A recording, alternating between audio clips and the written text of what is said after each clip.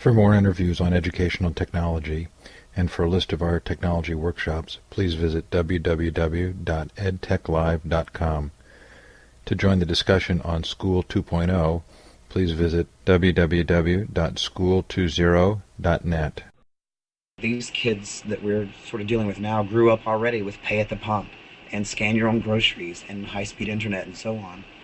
So they're coming into classrooms wanting, I think, wanting the real world to be reflected. I think the real scary danger is if we don't realize just how powerful our kids are and just what they're capable of. If the potential's there for us to be able to create and publish and produce in a classroom and we don't let that happen, that's what's dangerous. Part of what excites me about making the connection between Web 2.0 and School 2.0 really is that when you're looking at some of these new Web 2.0 technologies, the collaborative writing piece of it and the publishing piece of it, I think you really do start thinking, how cool would this be if this is how we always wrote in school? Things that kind of excite us, not necessarily for the techie side of it, but for what it does and the way we interact with other people. Look how unbelievably powerful a tool like MySpace and Friendster and Facebook and so on, how unbelievably powerful those tools are. You know, some of those things that kids love to do, it isn't all about they just want to publish personal stuff about themselves. They're dying to collaborate. You know, they run home to see what other people have written back to them. And shame on us if we're not tapping into that in the K-12 classroom and the higher ed classroom just all day long. Hi, this is Steve Hargadon, and it's Thursday, January 11th, 2007. Today my guest is Chris O'Neill. Welcome, Chris. Good morning. How are you today? I'm fine. A little hoarse, but other than that, I'm great. How are you? I'm fine. You do sound fine coming over the speaker.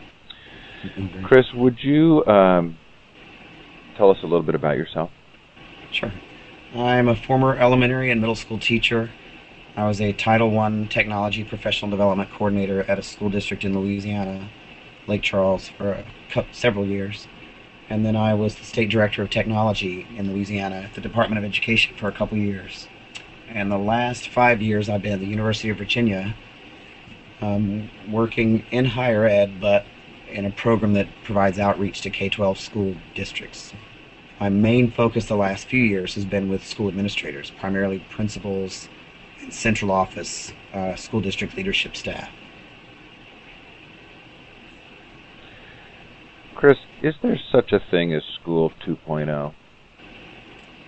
Yeah, I think there is. You know, I think like a lot of changes that are happening in school districts, my version of School 2.0 means at least there's a push. There's sort of a tipping point.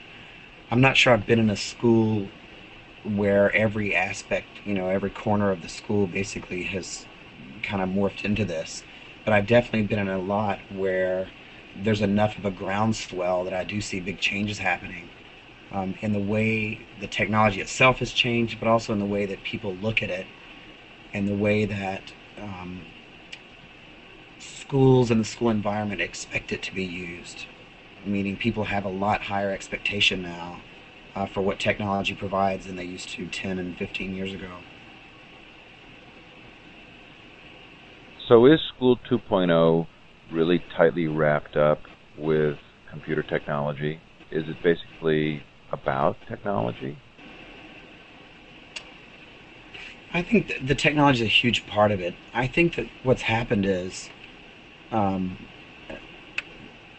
our leadership roles have changed in school districts, and the people who are becoming leaders are being pulled from a different pool of applicants than they used to be.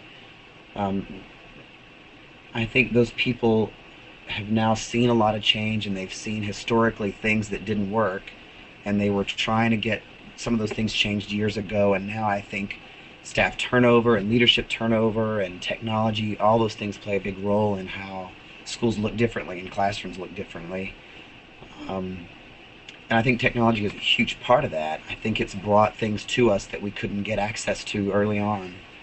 I think when it's used appropriately, I think it can level the playing field in a way that we weren't able to do even whenever I started teaching in the late 80s, early 90s. So what is it about today's technology, specifically that makes it different than the computer technology that we've tried to implement in the classrooms for the last 20 years? I think part of it is because our audience has changed so much. Now kids just expect that technology is going to be an integral part of the classroom. Even when we all first started using technology in our classrooms in the late 80s or early 90s or whenever it was so new that those kids weren't growing up with it even. We were sort of the ones who introduced it to them. Well, now those students who are coming into our classrooms have already been introduced to it. So, I say this in a joking way, these kids that we're sort of dealing with now grew up already with pay at the pump and scan your own groceries and high-speed internet and so on. So they're coming into classrooms wanting, I think, wanting the real world to be reflected. So they're stepping in already, and I'll pick my daughter again as an example. I think she sort of came out clicking. It wasn't one of those things that we taught a workshop to her on how to click. So I think it's such a natural part of kids' lives now. It's only natural that extends into the classroom. And I think the technology itself is just so much easier. It used to be a really big ordeal for us to try and do technology-rich projects because the hardware wasn't there, the connectivity wasn't quite as smooth. And I think we've gotten rid of a lot of those barriers now. So I think things that are able to be integrated more easily. The tools are much more easily manipulated and customized in a way that they weren't 10, 12 years ago. Are there specific technologies that relate to Web 2.0 that are maybe bringing this to a tipping point? I think so. I think, looking back on a lot of the schools that I've visited and a lot of the research that we've all read and books and so on, a lot of the popularity of technology with students is what it allows them to create and share and produce and publish. And even that aspect, due to Web 2.0 type websites and just the technology of Web 2.0, has made that piece so much easier. So it really isn't that we're handed a word processor anymore and have said, here's what it looks like, and here's the shell, and here's the framework with which you have to work. Now we really are basically in a way that are able to use tools that say, I want a word process, and here's all the different pieces I can pull together. I'm not going to be handed just a software package anymore. I need this piece from over here, I need this word processing piece from over here, and this publishing tool from over here. So I think now, not only as teachers, but as students also, we're able to just pull the different pieces of the technology that we like best and put them together in a package that works for us, instead of us being handed a software package. And I think that's a huge piece of it. Using a specific word processor that the district bought might have been great for me 10 years ago, but for some of the other teachers it didn't quite fit with what they wanted to do, or their teaching style, or the work style that they had put forth for their kids. But I think Web 2.0 tools alleviate that, because I can completely customize the way I publish stuff on the web now, and the way I publish stuff in my classroom. So I think the Web 2.0 piece, even that in itself, has made huge changes just for that, being able to customize and tweak and kind of tap into the best of the best. So technology can be very compelling and attractive. Are there any dangers that that the increased use of computers in classrooms in this way mask deeper educational needs, or are there dangers in going down this road at all? I think the only dangers are if we don't take advantage of the potential. I don't think the dangers are there as far as kids having more access and that access being broader and deeper. I think the real scary danger is if we don't realize just how powerful our kids are and just what they're capable of. And I mean that in the most positive way. I think the scariest thing of all is to be anyone in education and hold a kid back. Certainly that it doesn't mean sitting a bunch of kindergartners down in front of a lab full of computers and say, okay, go surf. The flip side is it means if the potential's there for us to be able to create and publish and produce in a classroom, and we don't let that happen, that's what's dangerous. Because there are so many brilliant little brains in there, and I don't want to be the one to hold the reins back on a brilliant little mind in a classroom. I guess the question I meant to ask was, these Web 2.0 technologies are flashy and glitzy. Do they ever leave us at the surface level where they don't challenge enough or don't engage enough? Well, I think it goes back again to the teacher. I think maybe what gets our attention is the flashy, cool stuff. But then once we get past that, I think, we're good critics of technology, or hopefully we're becoming good critics of technology, to know and to be able to distinguish between flashy, cool stuff and stuff that holds real potential. I think we're all becoming a little better at critiquing technologies, and exploring these a little bit deeper. I look at tons of websites all the time, and I read a lot of different blogs and look at a lot of new Web 2.0 sites. And what might get my attention, of course, is the new cool-looking thing. But once I start playing around with it, I pretty much can tell within a few minutes whether it's a flashy, cool thing that is just flashy and cool, or it's a flashy, cool thing that has a lot of substance and potential for me as a teacher. I get the sense that there are different levels of different ways of viewing School 2.0.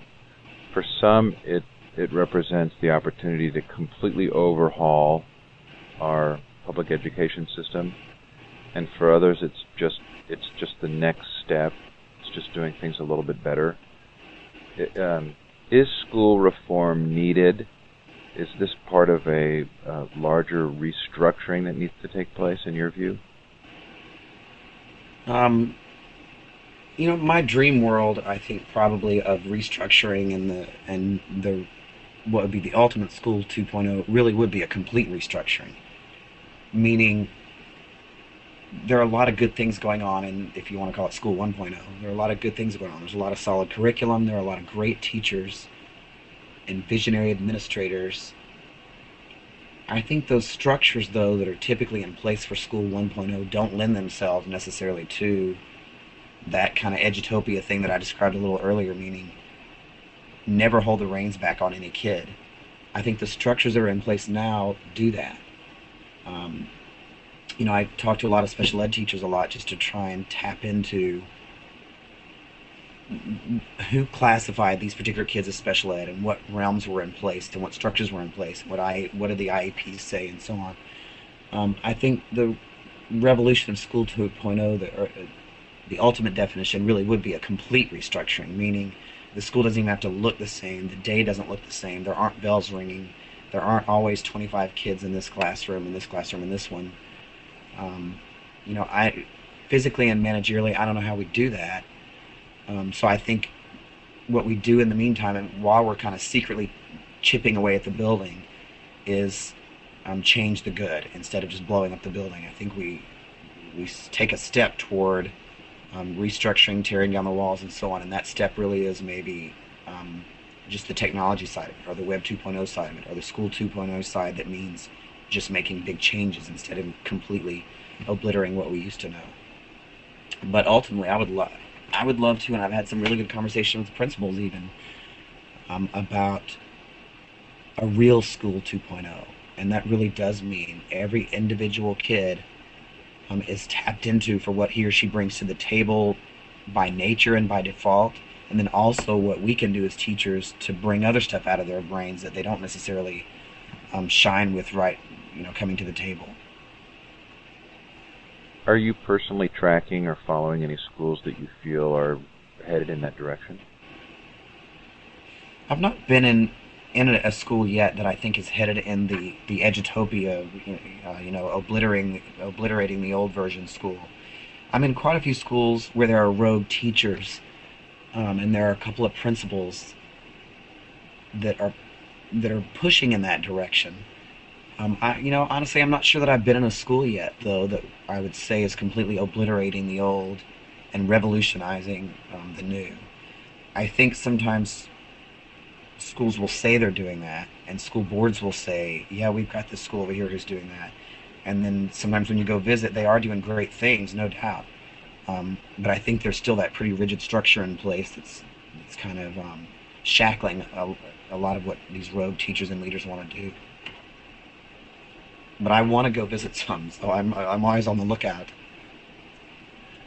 I keep wondering out loud if the best models of homeschooling aren't going to surprisingly inform the discussion of School 2.0. Yeah, I think Have you seen that at all?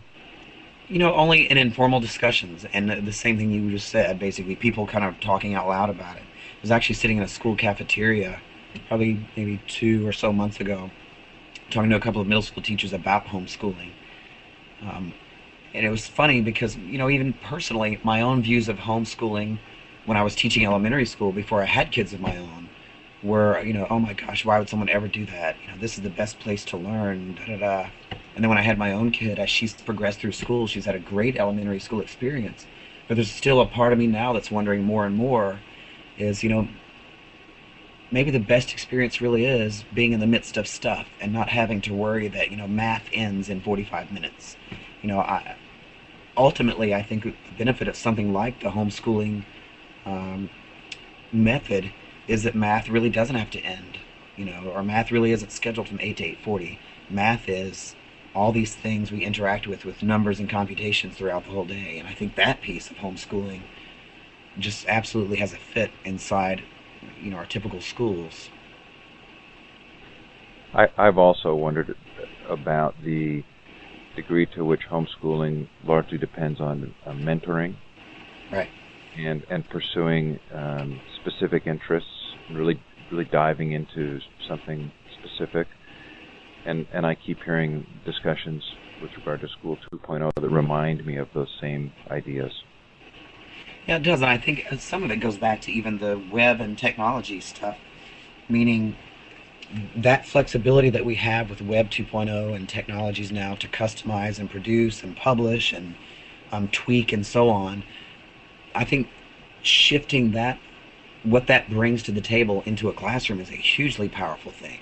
Being able to say, I'm going to completely customize the way we read throughout the day and the way we interact with mathematical concepts throughout the day and the way we make our kids actual scientists all day long instead of students of me lecturing about science or even students of me doing science experiments.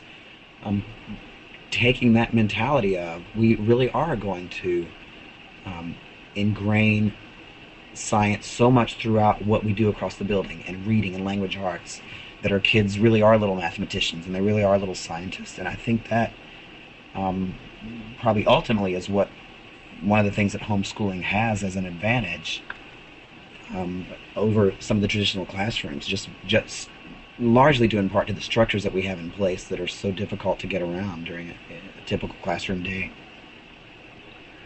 I think that's why I keep wondering how much this is actually about the technology. And a thought is occurring to me, which is always dangerous in the middle of an interview. But the thought is occurring to me that, maybe some of this is just the effect of the liberating nature of Web 2.0 on us as a culture as a whole. And looking at the classroom with fewer boundaries than we previously have. I would agree totally. I think part of what excites me about making the connection between Web 2.0 and School 2.0 really is that when you're looking at some of these new Web 2.0 technologies, the collaborative writing piece of it and the publishing piece of it, I think you really do start thinking, how cool would this be if this is how we always wrote in school, in this weird collaborative way that was real time and on the fly and anytime I wanted. So I think that's that's why I think Web 2.0 and Technology 2.0, so to speak, are such a huge role in the School 2.0s, because now we're seeing things that kind of excite us, not necessarily for the techie side of it, but for what it does in the way we interact with other people. I mean, as much as a techno as I've been for a long time, I've interacted in a whole new way in the last year or so with other people around the world than I ever have before. And I've always had email, or had email for a long time, had internet for a long time. But what Web 2.0 type technologies have allowed me to do is find new people, So I found you over the internet and have interacted with you over the last year in your blog and so on. And so when I do those kinds of things, it lends itself to me thinking, so how cool would this be if this is what our classrooms were like? Instant interaction, no boundaries, being able to publish together, being able to speak together in a planned way or in an on-the-fly way. So I think that's what is the most exciting about Web 2.0, is that it's kind of generating this buzz outside just the techie side of things. Can I ask you which specific Web 2.0 technologies you think hold the greatest promise for education? Probably the first one that I think of are the things like the Google Docs, something that's a collaborative writing tool. I remember when I was teaching elementary school, we did collaborative writing with other schools, but at first it was the typical, pen pal type thing. And then when we got technology, it was, we're going to create a document and email it to you across the country, and you edit it and email it back. And even that, it was collaborative, but it wasn't really woven together collaborative. Well, a tool like the Google Docs and spreadsheets type thing, not only just in the K-12 classroom, but for me as a learner, I can literally sit and chat with you right now over Skype or over whatever audio communication tool we're using, and use a tool like Google Docs to sit and collaborate absolute real time, think things through together, and plan things together, and change things together, and even finalize together, all real time. So to me, that it's not specifically only Google Docs, but that kind of thing, the collaborative writing piece of it. So blogs and wikis, that publishing side of it does a lot of things. It allows us to get things out right away, and allows me to ask you for your feedback right away. And I'm literally not having to wait. We're having a conversation and writing a thing absolutely together. And I think that's kind of one of those dream things that a lot of us have had for years and years and years, and it just wasn't possible until now. I think things like just being able to publish and have your things out there and solicit feedback through blogs and through wikis is a huge, just unbelievably huge, powerful tool for us. And I think it goes again back to that structure in the classroom. If we don't take advantage of that tool and that MySpace mentality that we have now, that's so powerful, if we just say things like, oh my gosh, MySpace, da-da-da, and if we don't start looking at, look how unbelievably powerful a tool like MySpace and Friendster and Facebook and so on, how unbelievably powerful those tools are, and tap into that MySpace mind and say, we have those same tools right here. Some of those things that kids love to do, it isn't all about they just want to publish personal stuff about themselves. They're dying to collaborate. They run home to see what other people have written back to them. And shame on us if we're not tapping into that in the K-12 classroom and the higher ed classroom just all day long. So one of the great concerns that I think that teachers and administrators have about blogging is the safety of their students. How have you addressed that, and do you have any examples of ways in which blogs have been used in the classroom that you feel have really been effective? The sort of a roundabout answer to that, but my first response is, I know there are a couple of schools, Henrico County, Virginia for one, who are using blogging but only on their internal system, just because there is a pretty big fear factor out there as far as what the potential could happen with opening up this kind of publishing to the whole world and not having a protective layer kind of thrown across it. I think this is where I think we're at a tough time for all of us in education. Is there are absolutely some things to be wary of as far as all this huge collaboration and publication and publishing and so on, because of or in light of some of the examples we've learned through things like MySpace. The flip side is, all I think it means, again, is here's another opportunity for us to kind of revolutionize things. I've heard teachers on both sides of this fence, some who have said things like this are just too dangerous, we have to protect our kids. And I've heard other teachers say, recess is dangerous, but you don't stop kids from going out at recess. You teach them, here are the rules for recess, and here's what we do when this thing happens at recess, and here's what we do to prevent these things from happening at recess. You don't cancel recess because it might be potentially dangerous. I think that same thing holds true, just obviously on a little bit bigger scale, with this whole publishing and blogging and MySpacing and so on. Is it's incumbent upon us now to work early on with kids to say, um, this is what this tool is for, and this is what it brings to you, and here are the caveats. Um, I guess I always think of it too. Bringing my daughter to the Smithsonian or something. It's an unbelievably powerful, brilliant, gigantic place, and it would be ludicrous if I just said to her, "Okay, go learn some stuff," and she runs out into the Smithsonian and learns stuff. It would be catastrophic. The flip side is I'm not going to not bring her because there are potentially crazy things going on there. But what I am going to do is, for now, while she's at this age, I'm going to kind of hold her hand and we're going to go through it guided together. And while we're doing that, I'm telling her things like, here's the areas that are appropriate for you, and here's what we're trying to get at. And if we come across this, here's what we're going to do. Here's our plan. And I think that same thing holds true with things like blogging and collaborative writing and so on in the classroom. It just means we've got to build in this new layer of techno savviness, and I think that's where our kids are a lot different. Even, I said about Chloe earlier, my daughter, she came out clicking, but she's techno savvy, meaning she clicks well and she types fast and she can use a lot of different software programs. But what doesn't naturally come to her is the interaction savviness with what is potentially out there. And I think that just doesn't come to kids naturally unless we are good guides on the side to lead them through that and to do that. I really liked that analogy of the tour guide. Right. I think it helps that I spent 5 years leading group tours after college. But the shift... It's a good insight.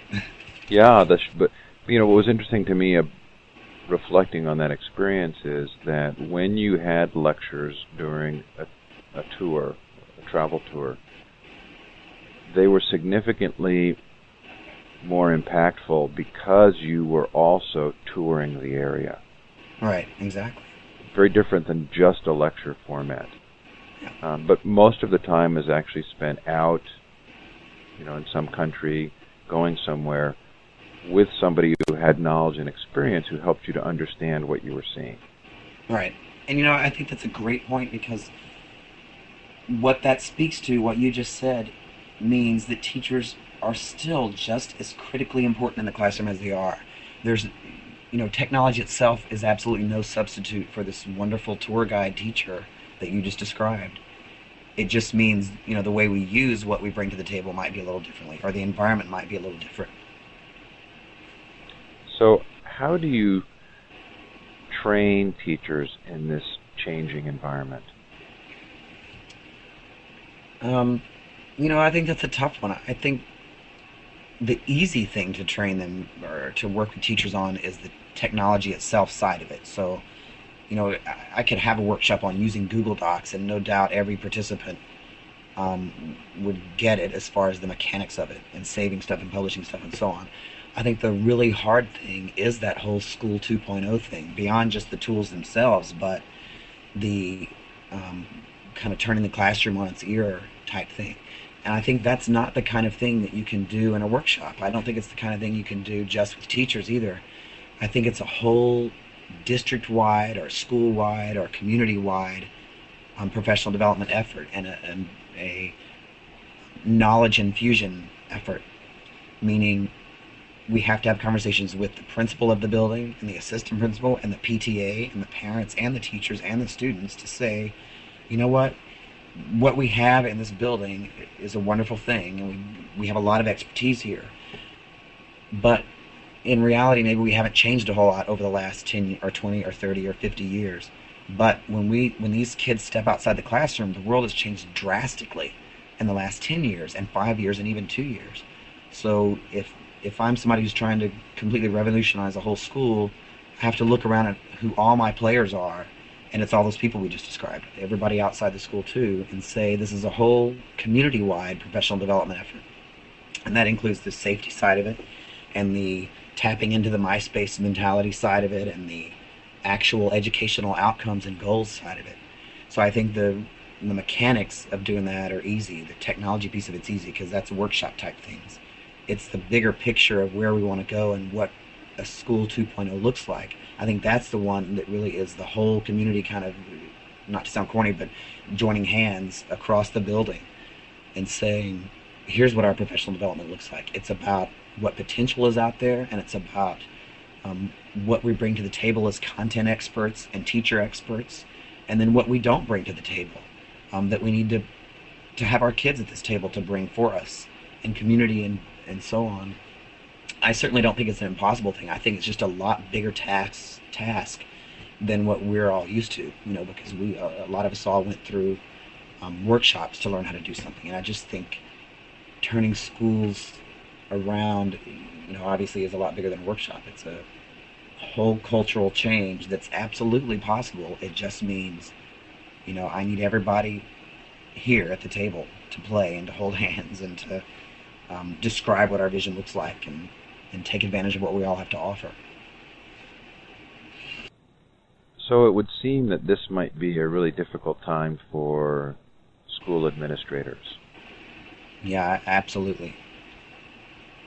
A lot of the work I do is with school administrators, and I don't think I've ever come across one that has said, I don't want to implement new changes in the building. I think the difficulty for them is the harsh reality of the world, of the education world right now, especially if you're talking about public education, is all the positives that something like No Child Left Behind has brought into the mix, meaning awareness, at a certain level of standard and so on, has also brought with it a sense of urgency and a sense of desperation, I think, that principals feel, because they're looking at not just their jobs on the line, but they're looking at a lot of data to juggle and manage. So I think they all want positive change. I'm not sure that they are having conversations, though, like the one I just described a minute ago, where all these people are at the table and they're talking about a much bigger picture than AYP, adequate yearly progress and so on. I think the professional development that they're getting, for the most part, is test score driven and accountability driven. It's not big picture driven, and it's not a vision for School 2.0. I think that they're interested in that, and I think a lot of them understand what that potential is. I'm just not sure, with all the things they're juggling, that that's really sort of at their forefront and at their focus right now. Chris, the things that those traits that you described, or the visions that you described for change, sound very entrepreneurial.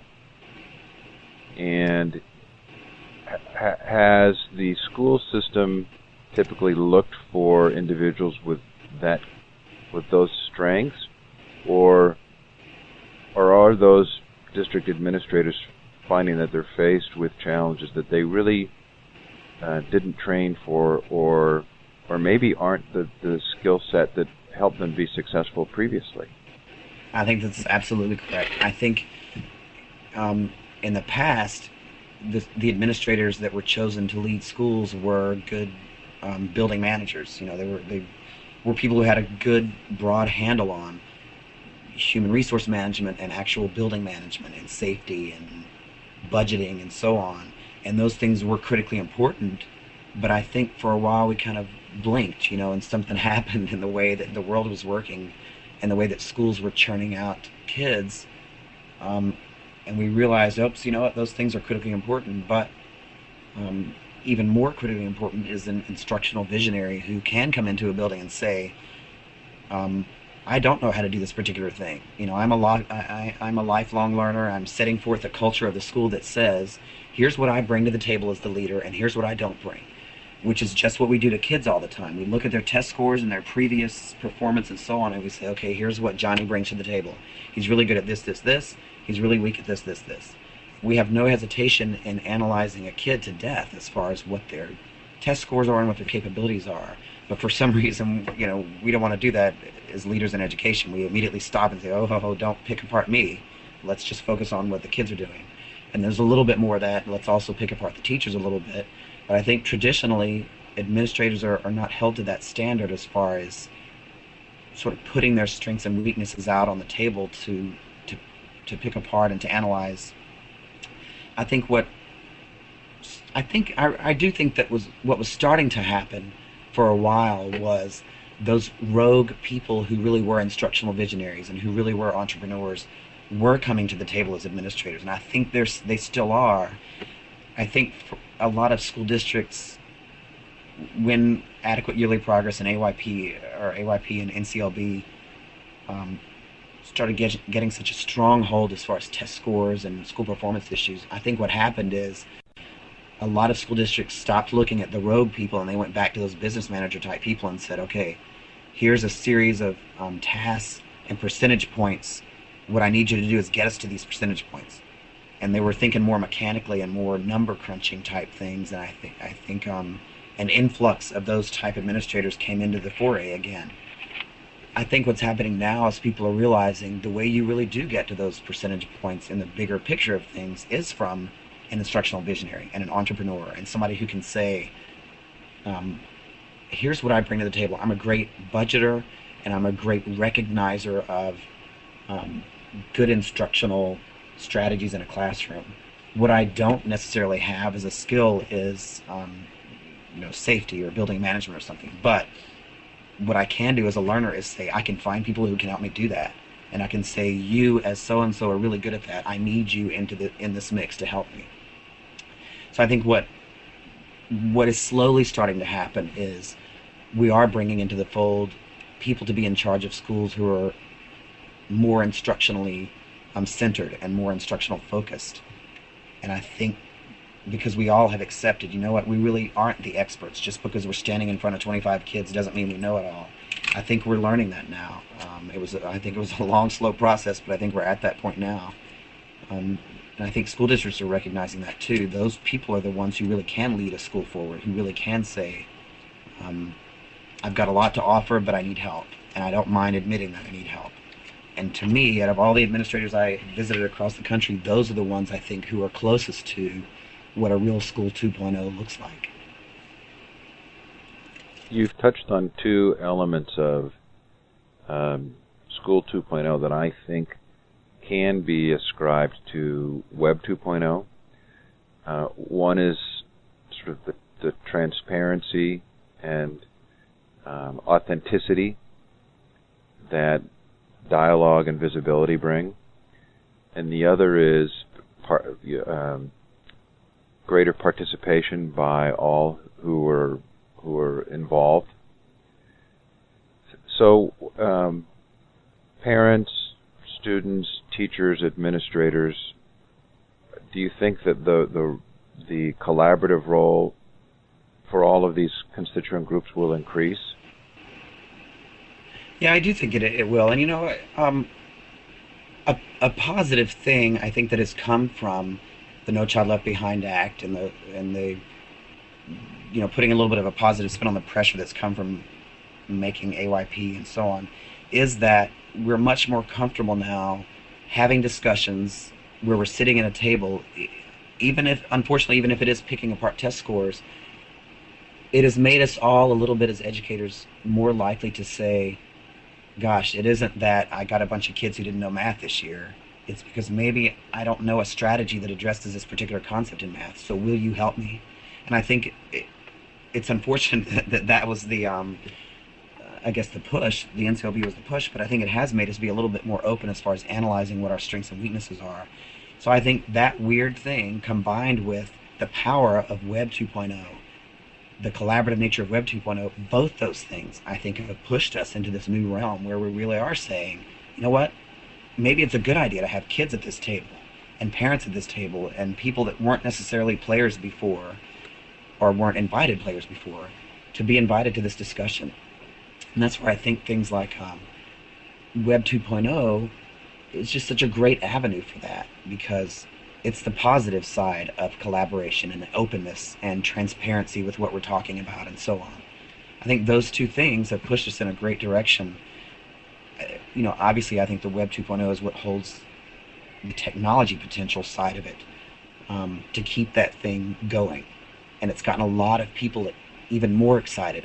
It's a fun thing to watch because I think a lot of technology savvy educators typically are the more excited bunch. And now even those people, I think, have gotten re-excited. And that's a fun thing to see people who are already naturally excited to be re-excited again. Chris, you and I, before the interview started, talked a little bit about the possibility that some students may actually not get all of the benefits of these technologies. Right. Can you describe what you're thinking about there? I think when I used to be at the Department of Education, one of the big pushes from just nationally was getting technology hardware into the building. And we all had federal grant funds that basically said, we're going to fund you or help fund you to get to a 5-to-1 computer ratio across your whole district and to get high-speed connections in all the buildings.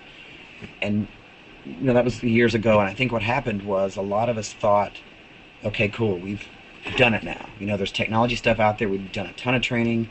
No teacher can say anymore that she doesn't have a computer in her room or that he doesn't have a high-speed internet connection. We solved that problem. I think a lot of people thought that did a couple things. I think, one, they thought it sort of took care of the digital divide in the classrooms as far as the 8 to 3 anyway. I think the other thing that a lot of people thought was, well, of course teachers are going to be using technology more now because they have the stuff. And the problem was before that they didn't have this stuff. And I think in a lot of cases that happened. I think a lot of the barriers really were access. And a lot of teachers who didn't use it a long time ago use it now because it's there. I think, though, there's still this kind of thread, I guess, throughout some schools and districts and classrooms where there's still a little bit of a holdout population that thinks technology is kind of an add-on instead of a woven-in piece of the life. I think some of them are still thinking, I've got to do all this other stuff first, and then when I get done, I can do technology. And I think some of those same people think, when my kids do all the real work that I have for them to do, then they can do technology. And what I've seen happening is I think people aren't looking at the bigger cycle of technology in a child's life. So there are some kids who have technology at home, so even if they don't get to use it a lot during the day, they get to use it at home. So they're not being totally left behind. There are some kids who have it 24 hours a day, and I'll pick my daughter as that. She's been in classrooms where they use technology a whole lot during the day, and she's got it at home. So basically 24 hours a day she's connected and being a technology user. But there are also classrooms where only certain kids during the day use technology a lot. And those kids might be the ones who finish their real work early, or the kids who are really well behaved. And so then you have this weird thing happening where those students use technology a lot during the day, and if they're lucky enough, they go home and use technology at night too. But there's a weird population in there that I think is being completely left out, and that's if that classroom scenario is set up such that technology is an afterthought and it's used as a reward or it's used when kids finish their work, what happens to the kid who doesn't finish his work early enough to get on the computers at school and he doesn't have access at home either? Then we've kind of double whammied him. We've got a bunch of little techno-savvy kids who are going to be going through elementary and middle and high school and are going to graduate just ready to jump into either the real world or vocational profession or college or wherever and be so tech-savvy and understand the potential for things like blogs and collaborative writing and so on. But then there might be another chunk who never had a computer at home, and his only hope was that he got on technology and became technology savvy at school. And, God forbid, I don't want to be the one to prevent that kid from the potential he offers and he is able to give to the school by saying your technology use is going to be restricted to when you finish your real work or if you're well behaved. I think that population, that mentality is shrinking, but I still think it's enough out there that we better be having that conversation beyond just the ratio of the computers in the building. But how seriously even is the technology use across the students in this building? Are they all having equal access and equal opportunity? And are we tapping into all the little MySpace minds, not just the ones that finish their work early? Very interesting. Chris, do you blog? I post on the George Lucas Educational Foundation blog. I'm one of their bloggers. I think they've got about 3 or 4 of us who they've asked to lead their blog. So on the Edutopia George Lucas blog is where I put my posts. And I interact with quite a few blogs, yours included. Do you use wikis? I sure do. I have set up agendas and wikis, and a couple of projects with high school kids and wikis. Um, and several of us who do a lot of professional development use wikis as our brainstorming place. So we can throw up, for example, a skeleton agenda and ask people who are even workshop participants to say, go back in, fix the agenda for what you think day 2 should look like. Or if we could repeat day 1, what would you have done differently and what would you have stressed, and so on. You obviously use Skype. Yes. Is Very much so. Is Skype as big a deal as I think it is? I certainly think it is, because I'm on my cell phone a whole lot while I'm traveling. But when I'm at home, I've run out of all my cell phone minutes, for one thing. So Skype is such an unbelievably cheap way just to do a typical old phone call. So just for that alone, it's a huge deal. I think generally speaking, it's a huge deal. I'm looking, while you and I are talking, there are 8,500,000 Skype users online right now as we speak. I think the other potential it brings is that same thing about there used to be a barrier in the classroom and for us as teachers, in that we couldn't just sit here and have long distance calls all day long with kids around the world. And so some of the projects we'd want to do, I think some of us would say, wouldn't it be cool one day if we could, just have unlimited access to communication with other kids around the world? And guess what? That happened. And we're there now. So I think we better be taking advantage of it. It does seem to me that it is pretty amazing now that I consider it very common to speak to someone in another country, and probably do so maybe even once a day. Right. Yep, there's several people that I think I'm collaborating with now that I don't think our projects would be as extensive as they are, but I don't think they'd be as high quality either, because I can chat right now with you, and we can collaborate on a document with some with some tool like Google Docs, and we can actually collaborate real time right now. And I can say, oh no, I think we should move this here, or whatever it is. Whereas even just 2 years ago, the best tool was, I'm going to create a word processed document and email it to you, Steve. You make changes to it and email it back, and then I'll make changes to it, I'll email it back again. And in all honesty, that was one way to collaborate, but man, that was clunky. Now we've removed some of those clunky things, and I can focus more on the content itself and less on the tools. Chris, is School 2.0 enough of a movement that it needs its own forum or conference?